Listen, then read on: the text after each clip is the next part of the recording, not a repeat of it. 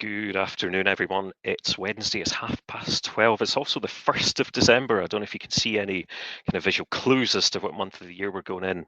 It's, of course, the 1st of December. Michael Bublé is being defrosted, I think, as we speak. And we're firmly on the run-in to Christmas with none other than only, I think, our second ever returning guest on HomeGames. It is none other than I think the third most handsome man in financial services, Mr. Rohan Sivajoti. We go live to Rohan, and I think you're in Darlington just now. Is that right? How's life? I am. Afternoon, all. Very, very good. Enjoyed it this morning, waking up with a little one, opening the first door in the advent calendar. Yeah, fantastic. Good times. What was it? He had a nice chocolate. I quit drinking a few weeks ago, so I've got a dry drinker advent calendar. So I've got a nice can of I don't know what it is. Iron Brew. Lazy Jane, I want to say it's called. To drink later on. So yeah, looking forward to that. Nice one. We've got slaves to capitalism. We've got the Lego one for little Emily, and she was like high as a kite this morning opening it. Yeah, nice. So yeah, that's quite nice. Yeah, but it's for the kids, isn't it? Well, like, what is that jumper? Do you want to show people? Because it looks like something's on fire. This was last Christmas. My little fellow's dinosaur obsessed, so I got a Solidarity T-Rex Christmas jumper because nothing says Christmas more than hot lava and dinosaurs, does it? Yeah, so there we are. Nice one. Well, listen, yes, Shan Davies Cole, hey Shan, she says yes for the Christmas dinosaur. Listen, all this Christmas chat's very nice, but we are here to talk about financial services. I said that you are only the second returning guest in 73 episodes. Actually, this is episode number 73. Would you believe?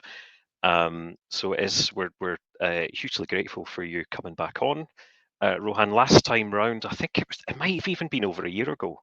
It will have been over a year ago that we spoke. So. We were talking about diversity and all that good stuff in financial services, and it was a little bit serious at times. It was a good old chat, and if you want to check that out, because of course it will not surprise you to find out that the Lancat and Rohan didn't solve diversity in 45 minutes. We did have a good chat though, but you can catch out the archive on the YouTube channel. Search Lancat and click and subscribe and all those things. I think by the state of the chat and certainly my video feed, everything seems to be working out all right. But what I'll do is I'll put this standard link in the chat, just in case you're having any buffering issues. Oh my God, my mouse is playing havoc. No, it's not working, but I think it's working okay. Listen, if the feed starts to buffer, someone shout, and you can click the Get Audio Video Help at the bottom left-hand side. That's Kate Shaw. Hi, Kate Shaw, with your potty mouth. There we go. Keep that kind of language to yourself. It is Christmas. There might be children watching. No, but as I hinted at earlier, we spoke about diversity last time round, Rohan, but you are firmly here with your NextGen hat on as director and I think head of innovation. Is that right? Of NextGen, which is a very lofty title. I still don't understand what that means, but that's okay. Yeah, we'll say it's that. You are in a perpetual state of innovation from breakfast till dinner. So we're going to talk about that. We're going to talk about the profession as a whole, the advice profession. We'll talk about financial planning, technology, and all those kind of things. But first of all, you know me, mate. You've known me a wee while now. I worked at Royal London before the Lancat, and I was in my Lifeco bubble selling Royal London products, and I didn't, in truth be told, I didn't know all that much about stuff outside the bubble. And then I joined the Lancat, and not long afterwards, I started hearing about this NextGen thing, a collection of people who were trying to do good things within the planning community. But I'm fascinated with origin stories and how things came to being. So do you want to tell me about the history of NextGen, how it came about, who started it, and how it's evolved from there? Sure thing, yeah. So so it was probably, I think it was like 2016ish or something. So I was about a year into business as an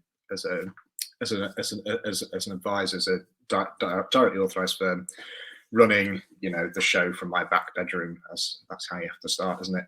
And I won't say who it is, an event. and there were 7 sessions at that event, 6 of which were on retirement income strategies, and which was effectively the same presentation 6 times with buy our fund, not their fund at the end. And I kind of looked around that room, took in that content, and thought, this isn't going to help me from my back bedroom advance personally, professionally, and grow my business. Did you get any freebies though? I did. And do you know what was funny the other day? I ran out of notepads because I haven't been to an event in ages. So here on my desk, I've had to buy new notepads. There you go. So it was like I got chatting to Adam Carolan, just because I knew him through Twitter. We sat in the pub, and he was facing the same thing. And at that point, we said, well, let's get a group together. And there's this infamous NextGen napkin that we still have rotting away in a drawer somewhere, which has a few things written on it, which were the things that we were going to stand for in terms of just creating a little group. We created this little group via, I think it was Facebook at the time, just of people that we knew off Twitter, people that we knew were okay, decent, path forward thinking kind of people. That grew to a few hundred, moved on to Slack. It's now moved into Mighty Networks, and it's if we include, I think we've got 500 paying members now, and about 300 in the financial advisor mentorship community as well. So it's about 800 to 900 now. It's just grown arms and legs, and what we see it as really is just a nice safe space in which people can talk and have some of these conversations privately instead of publicly, which I'm sure we'll get onto at some point as well. But also just to try and improve things in general. We're not for or against anyone or anything in particular. We'll try and lift everybody up and just make this a slightly better place to be, really, than the kind of content, the kind of room that I was in at that time. And we like to think that the stuff we do does provide quality, is raising quality, and we will, continue to do that as long as we shall live. Nice one. That was great. That was great, mate. I should have said, I'm totally out of practice with this because this is my first home game session in 8 months or something. Chiefly because, we hired Natalie Holt, who's a lot better. Let's not beat around the bush. But it's been a wee while, and I was off work a little bit in the summer as well. I should have said at the start, there's loads of people tuned in, so thanks for tuning in to see Rohan, obviously, not me. If you have any questions, just fire them on the live chat on the right-hand side there. Keep them clean. If you want to ask a more formal question, whatever that might mean, you can use the Ask a Question tab just at the bottom of the screen there. I see a couple of people have come in with it's not really serious questions. Chris Budd, hey Chris. I hope you're going to ask Rohan his opinion of the current England cricket team. I mean, I might do, but I'm not sure what a working class Scotsman can say about this mysterious middle class rounders that they call cricket. I know absolutely nothing about cricket, but Rohan, do you have a view of England? I think we're probably best steering away from cricket at this present time. Cricket's place in society is a little bit under fire at the moment, isn't it? So I'll stay clear of England for now. Is that what Darren? I think that's Darren Cook. Hey Darren, previous home game guest. Or you could ask him about YKKK and fill the entire half hour with one. I don't know what YKKK means. I believe that's Yorkshire County Cricket Club, but with its new acronym with 3 Ks instead of 3 Cs. So. Right, cool. I will cautiously sidestep that line of questioning. But seriously, that's Natalie saying, cheers, Steve. I was telling the truth. You're a lot better at it than my kind of bumbling along asking things that interest me. Probably for the best, Darren. You are absolutely right. So you've given us a background there of NextGen. So what kind of, you've mentioned it's forward thinking for the benefit of the profession, all those kind of things. But because it'd be really easy for me to be really reductive and simplistic and go, well, it must mean it's younger people, right? There's this magical line in the sand or the segmentation chart that clever people in analytics firms and KPMG and Deloitte and all that kind of stuff that want to segment the sector. But is there that magical cutoff line, or is it more about a kind of spirit that people bring, or viewpoint, or a way that they define a business? What defines a next gen business to you? Good question. It probably needs a rebrand at some point, to be fair, because people think NextGen just means young people, but it's totally not that. Who am I or anyone else to band people by the years that they swam out of their mothers? It's just not. It's not really a thing, is it? It doesn't make anyone better or worse or whatever it is. It's it's totally a mindset thing. The way that the way that we talk about NextGen is, if you're willing to give a little bit back as well as take a little bit from the community, then that's spot on. And it's not this whole you should do it this way, you should do it that way, binary sort of way on things.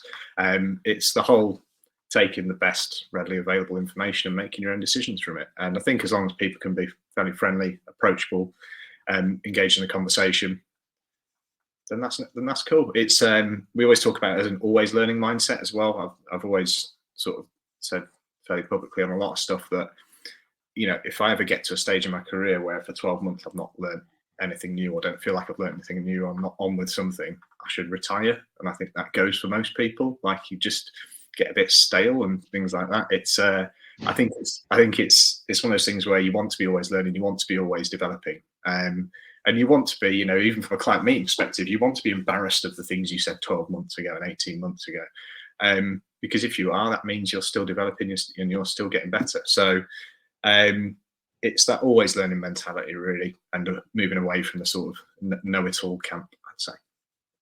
It's one thing that kind of struck me. I wish I could remember when this was, and a serious marketing professional would have researched this before just thinking about it live on air. But I was with you at something. It was either an event or a conference or something like that, and I was asking you a question like, "Hey, do you know anything about this?" And you pulled out, it might have been the Slack group actually, and you pulled out this massive discussion thread with all these professionals, some of whom I'd heard of on through social media or the trades or whatever.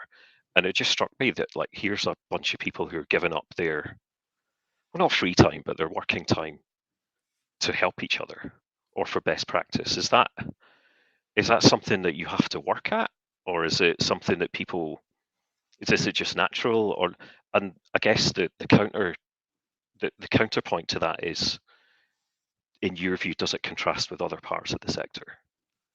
Yeah, that's a good question. So with that kind of stuff, it's like most things in life, isn't it? In that if you kind of give a little bit, then people are willing to help out and are willing to give their time back. There's almost that sense of we owe you. And we do like to think that we give a lot, and for that reason people engage with it. We've kind of made NextGen feel like, and I hope this is the way that it comes across to members, it's their community. Like, we're just facilitators for that. That's simply it, really. And loads of them take ownership of it.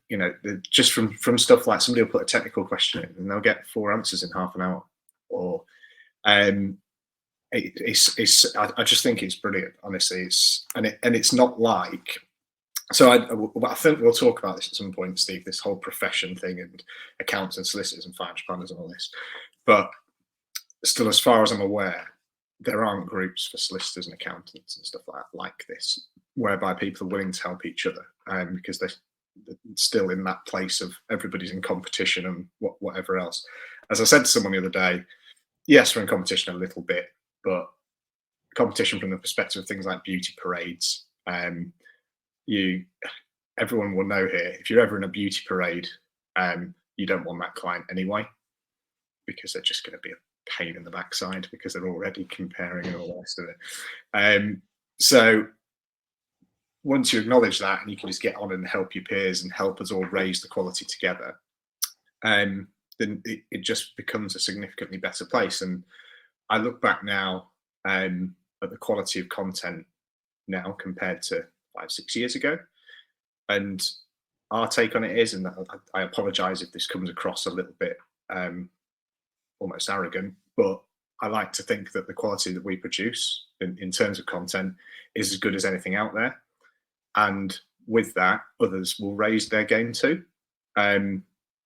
and we really quickly acknowledged with this that, when you go to a financial services conference, Steve, and it's you look down the speaker list and you're like, I've seen them, I've seen them, I've seen them, I've seen them.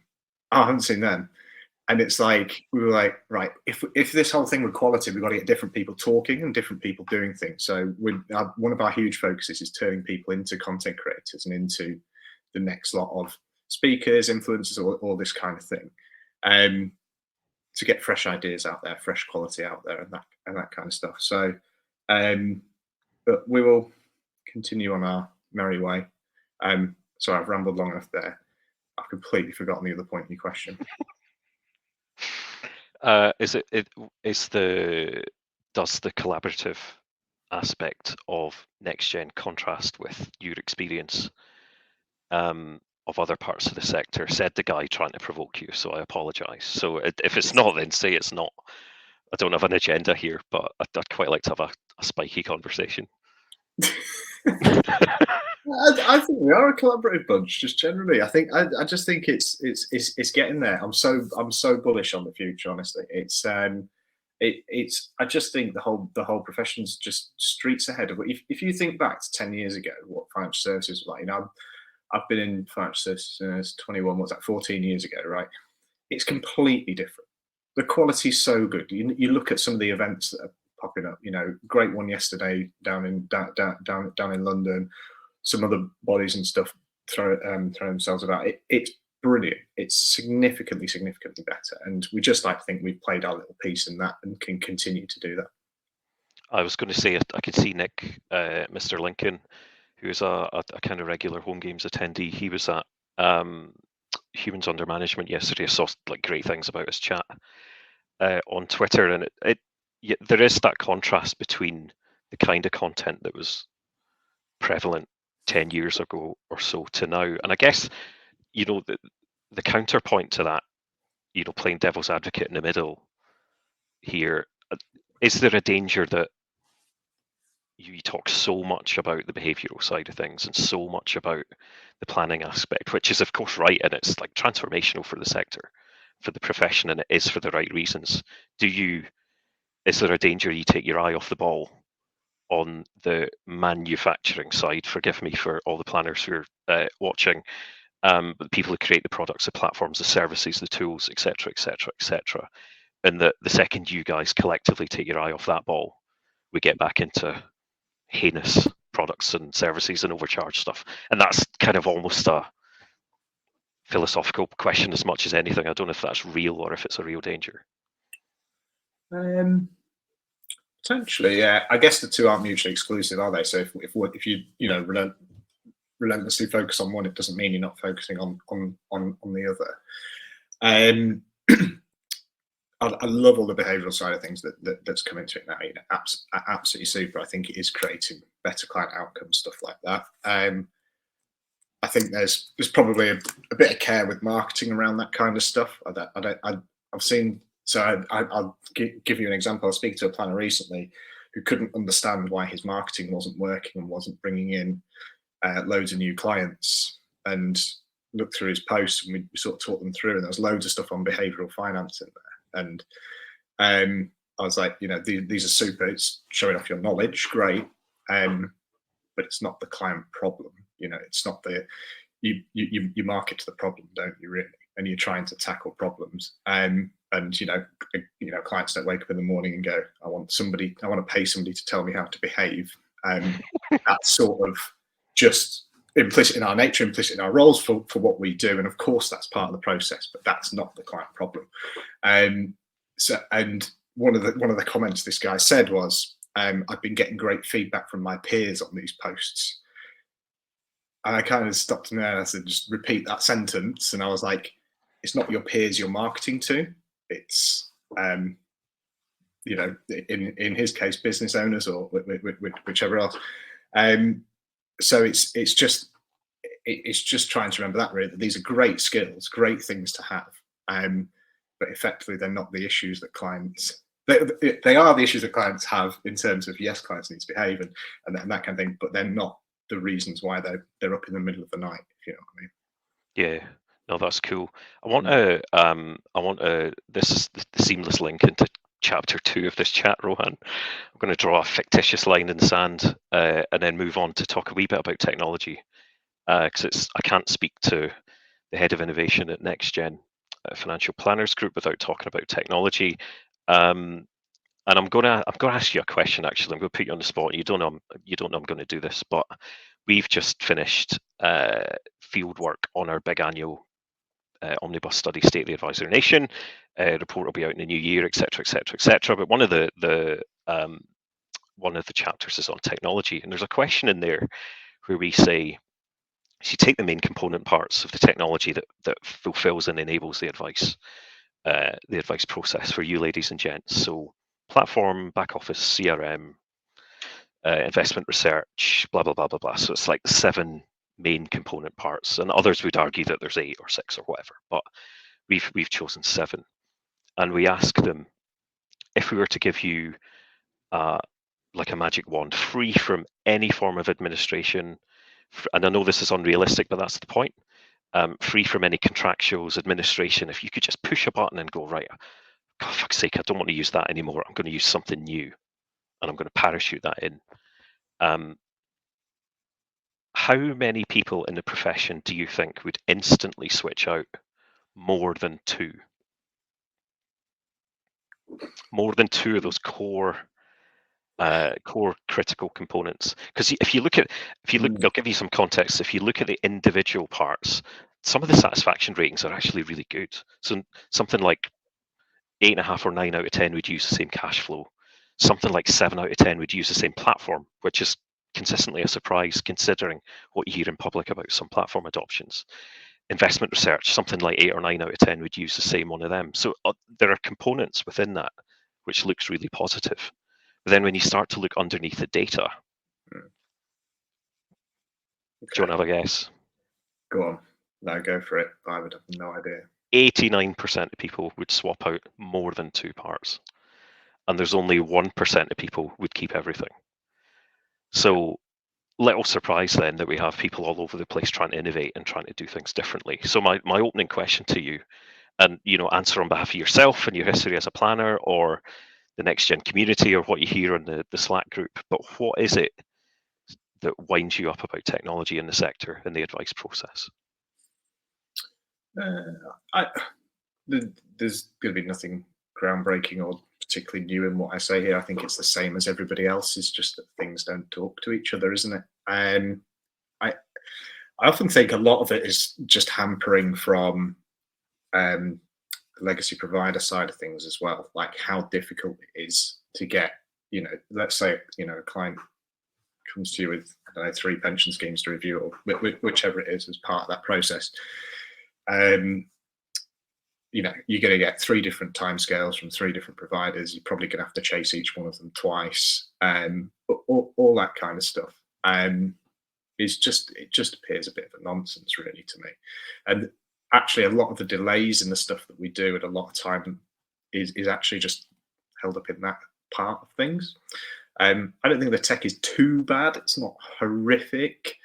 I bet you from your survey, from the Lancat State of the Nation survey there, back offices didn't score particularly highly, I would probably say. It's consistently the lowest year on year, and it's not changed. So it's broadly a 50-50 split year on year of people who would instantly switch out.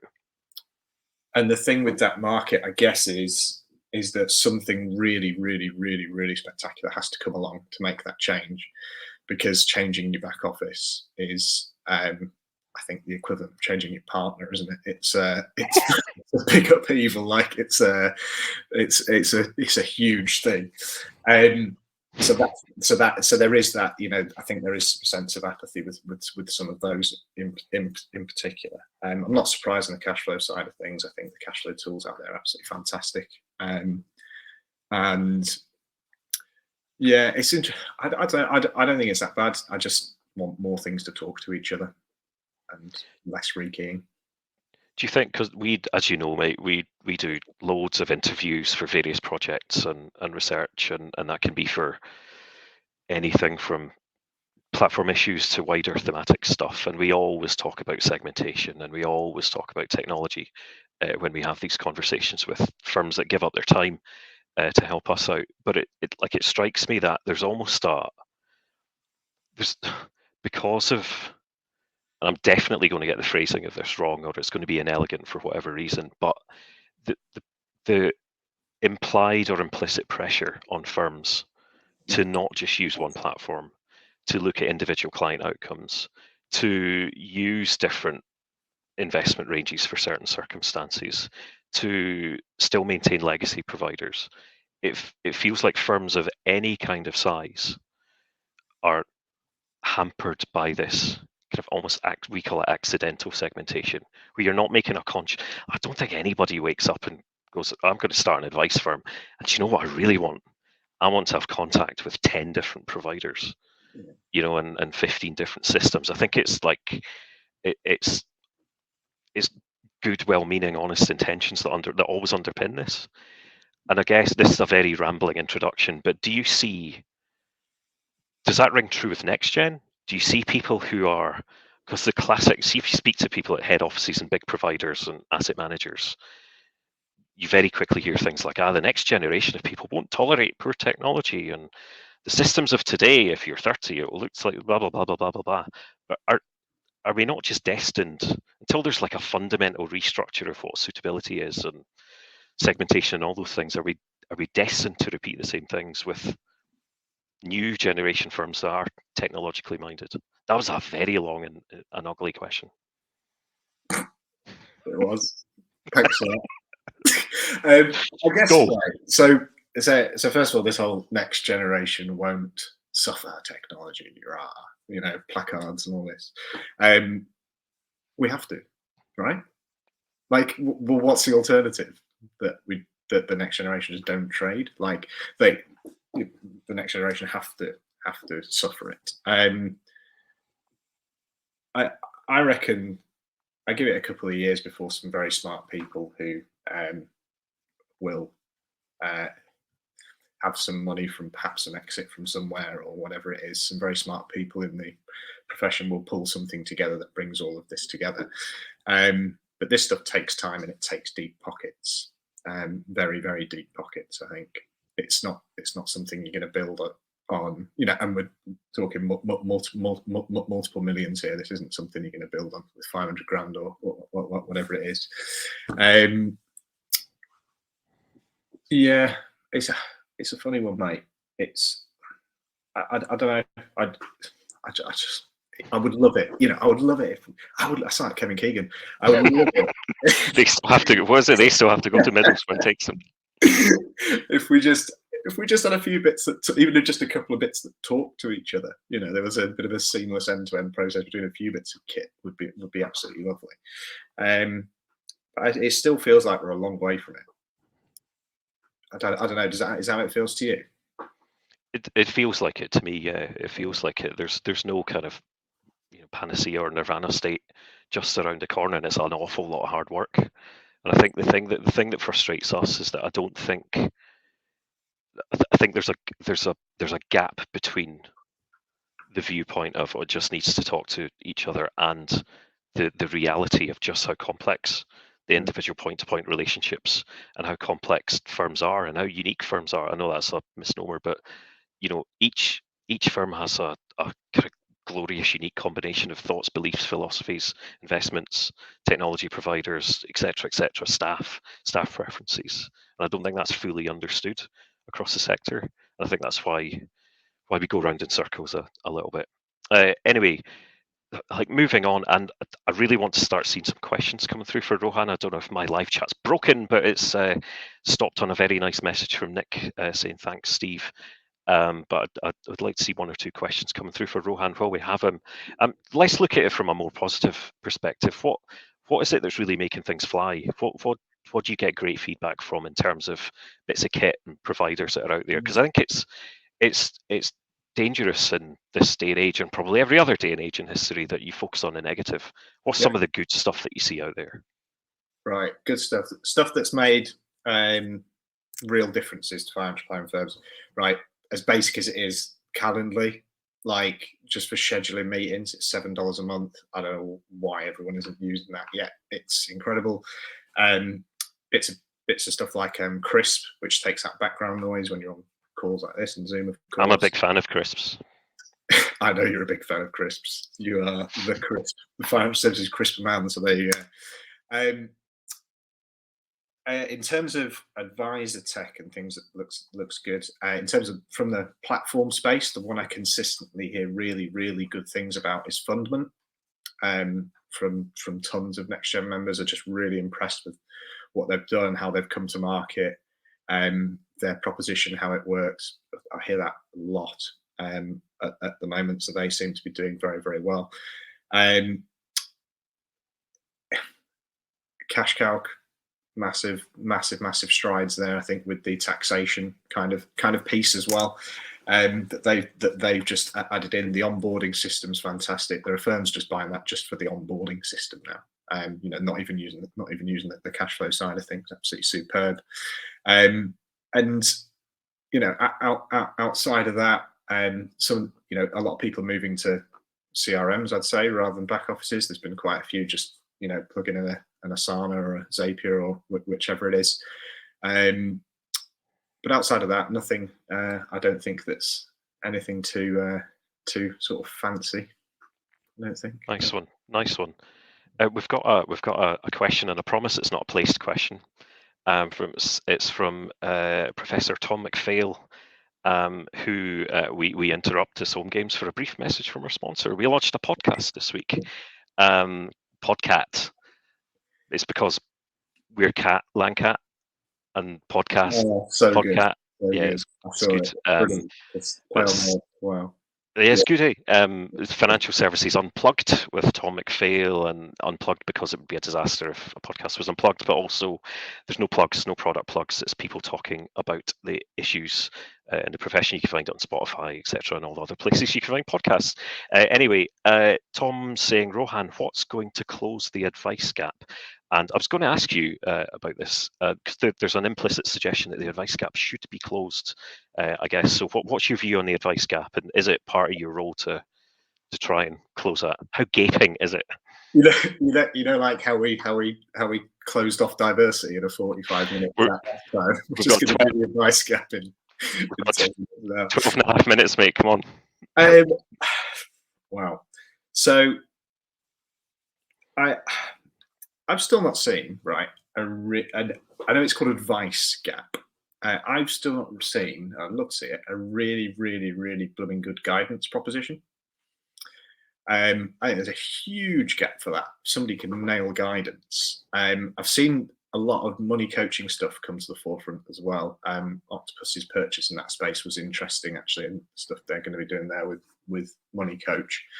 I think those kind of things are going to get better towards closing the advice gap. I don't have much more than that, Steve. It's one of the things that we have to be very aware of, and probably for a lot of people tuning in and listening here, is that typically, financial planners deal with the 100 wealthiest people in their surroundings or whatever, and actually we don't have a lot of exposure to the other end, perhaps, of society that do require an awful lot of help. So I think actually closing advice gaps is going to be getting close to organisations who are much more closer to that, to those people who really do need it. So whether that's things like debt charities, local councils, things like that, it's going to be people collaborating more with those kind of people, I think, that are going to close advice gaps per se. That's all I've got to say on that, Steve. No, that's cool, and I'm glad you made that point, mate, because it's something that, that this certainly isn't a critique of the advice profession, but it's something that's, I'm not going to say it keeps me awake at night, because that would be completely disingenuous, but I do sometimes think, Steve, you've spent your entire career in a sector that, if you were to be feeling really negative on any given day, it's doing wonderful things, it's doing great things, but it isn't it just making the lives better for people who would probably be all right, and maybe that's why I do the mental health stuff, to give myself make peace with the fact I'm doing something worthy or whatever. I don't know. It's not a psychoanalysis of me, but I guess that is on my mind, and it's not clear what the way forward is, and indeed what financial services role is in doing that. But no, that was a good answer. I like that.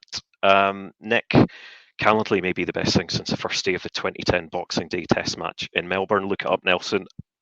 Oh, Boxing Day Test match 2010. I won't lie to you, Nick. I'm probably not going to look that up, but I'm sure it was good, and I'm sure there were lots of like home runs and stuff. 6. Bases stolen, all of that. Yeah, go on.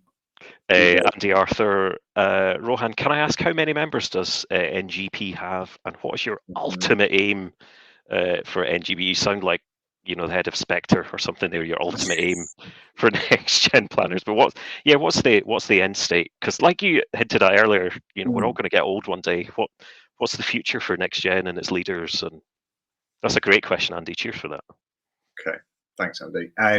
So I think we're literally just under, about to go, probably gone over now, 500 paying members in NextGen, and then just over 300 in the financial advisor mentorship community, which is for newbies joining the profession, and that kind of thing. So it's probably about between 800 and 900 all in. Ultimate aim for NextGen, that's a great question. For us, it's just to leave financial services in a better place than when we started, really. We want to, have had a hand in bringing people into the profession, in improving the quality within it and that kind of thing. But in terms of ultimate aim, it's interesting this because we're a fairly youngish team, and there's an awful long way to go. So in terms of ultimate aim, I think that's still evolving quite a lot. Because you know what it's like. God, I have no idea where I'm going to be 20 years from now and that kind of thing. Absolutely no idea. Hopefully, watching some cricket abroad somewhere would be delightful, especially in December. Jesus. But just carry on having tons of fun and lifting as many people up as we can, really. Cool, love it. Malcolm, what can technology drive greater end-to-end cost effectiveness and or higher returns?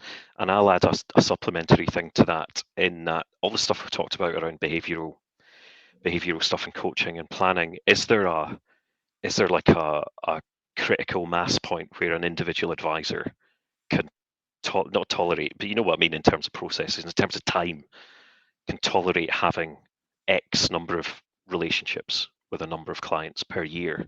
So I guess the addition to Malcolm's question is, could greater technology, more efficient technology, actually unlock the capacity to have more people in the profession and joining the profession?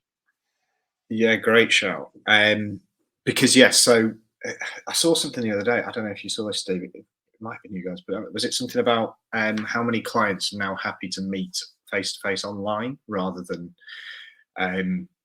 face to face in person? I'm seeing this quite a lot from the people I talk to. Actually, is that a few of their clients they're either turning around to their clients and saying something, or the clients are saying, actually, this is quite good doing it this way, and we don't have to come to your office, or you don't have to come to us, or whatever it is.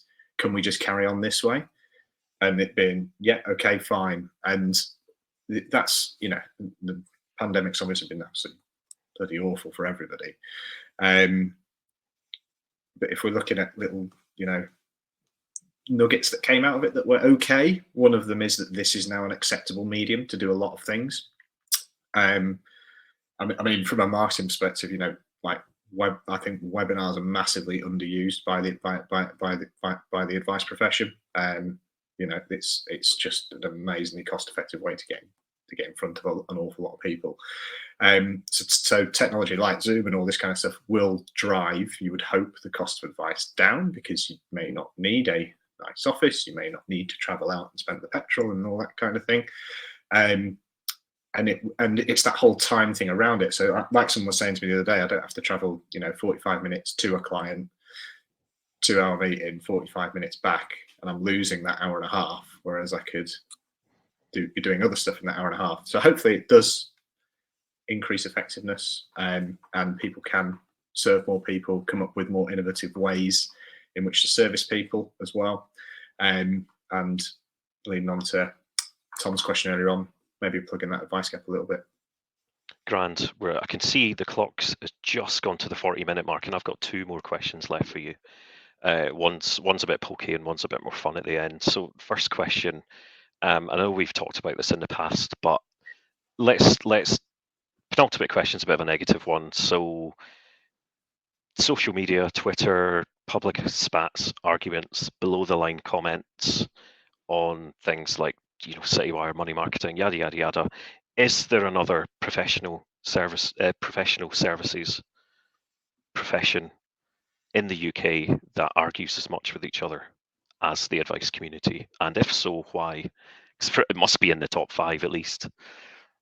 Maybe it's because we're in our own little bubble, Steve. Answer me this then. So, when was the last time you saw 2 solicitors going at it on Twitter, or 2 accountants going at it on Twitter?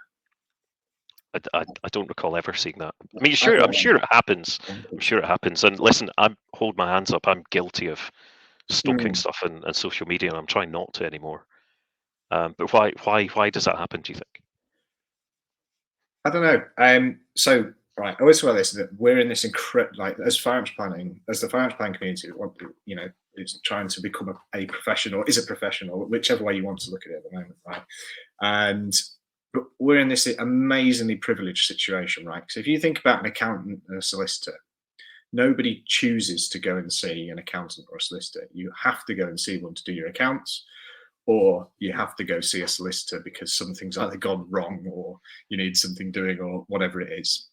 With financial planning, people generally don't have to see us, they choose to see us. So what a privileged position that is to be in. People are coming to us because they want to see us, right? That's great. What a profession that is.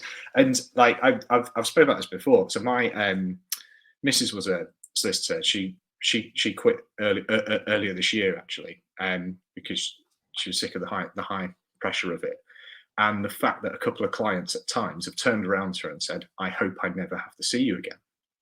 Okay, and that's not because she's horrible. She's all right, above average, and it's nobody's ever going. I would hope nobody's ever going to say that to us. So what an incredibly privileged position we're in now. And to the extent where she say to me, God, your clients actually like you, which was a thing. It's a great place to be. So why, we're in that place where already I think there's actually a little bit of jealousy towards us from some of those professions because our clients choose to see us, which is cool. So why we feel the need in public to slag each other off and go at it about our fees and stuff like that. Christ, that's the most boring debate of all time, isn't it? Fees, and all that stuff. I just don't get it at all. Every time I see it, a little piece of me just wanes a bit further. Not that little piece, Steve. But yeah, I don't know. I just think we could act a bit more professionally in public. Sorry, long-winded way of saying that. No, it's cool. Listen, we've got 90 seconds left before we wrap up. Let's tie it right back to Christmas. So Santa Claus here with his 1980s Wham jumper on, which incidentally I have to say was a bad choice on a number of levels and very obvious levels. But the radiator's on next to me, and I'm absolutely roasting. I think you could see the kind of pink hue start to appear here. But so yeah, I'm not doing that again. But let's tie it back to Christmas. So Santa's given you a choice of one present for the advice profession for Christmas. What are you going to do? What are you going to pick? Steve, what am I going to pick? Giving them one thing. Oh, blimey, that's really hard. I don't know. I don't know. Free massages for everyone. Great. No, just because everyone's been sat on their backs, sat in their chairs for the last however long, staring at screens. Free massages for everyone. No, one thing that I want to give the advice profession. Christ above, Steve, that's really difficult. Don't worry about it, mate. It's cool. You can wish for peace on earth. How about we we stop debating fees in public and just get on with our jobs, really. Okay. We'll close it with that, and everybody, I guess, should get on with their jobs and go have a bit of lunch and have productive afternoons. Thanks very much as always, Rohan. It's been a blast. We don't ask people back again for no reason, so it's been an absolute pleasure speaking to you again. Catch up on YouTube for those of you who've maybe only managed to check in for some of this. Next week, we'll be joined by Petronella West from Investment Quorum, continuing the financial planning theme for our penultimate episodes of the year. So thanks very much and see you later. Bye-bye. Merry Christmas.